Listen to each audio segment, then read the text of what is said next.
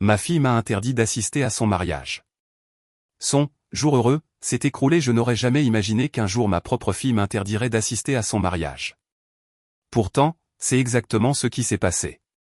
Je vis en France depuis toujours, et ma vie, bien que remplie de défis, a toujours été guidée par l'amour pour ma famille. Quand l'annonce de ses fiançailles est arrivée, j'ai cru que ce serait le plus beau moment de ma vie de parent. Mais très vite, les nuages se sont amoncelés.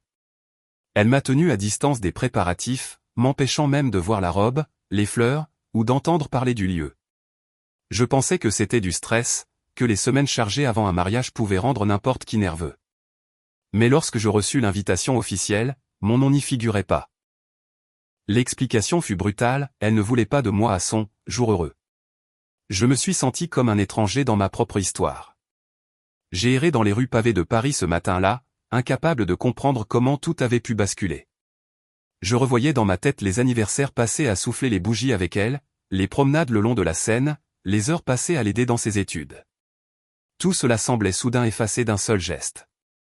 Mais le destin, lui, n'oublie jamais. Ce jour qu'elle voulait parfait, protégé de ma présence, a pris une tournure inattendue.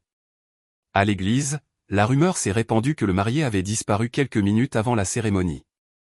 Certains disaient qu'il avait été pris de panique, d'autres qu'un secret l'avait rattrapé. Le tumulte a gagné l'assemblée. Les invités se regardaient avec malaise, les murmures se transformaient en vagues d'inquiétude.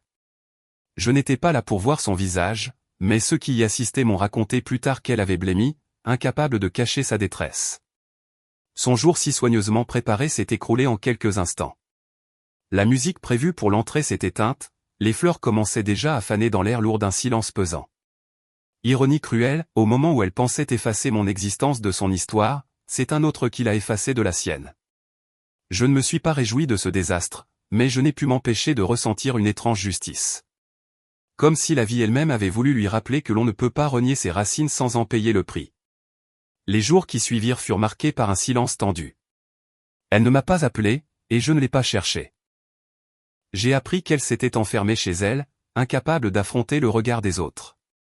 Et moi, j'ai trouvé une étrange paix. Non pas dans sa douleur, mais dans la certitude que, tôt ou tard, elle comprendrait. On ne construit pas le bonheur en effaçant ceux qui vous ont donné la vie. Son mariage n'a jamais eu lieu.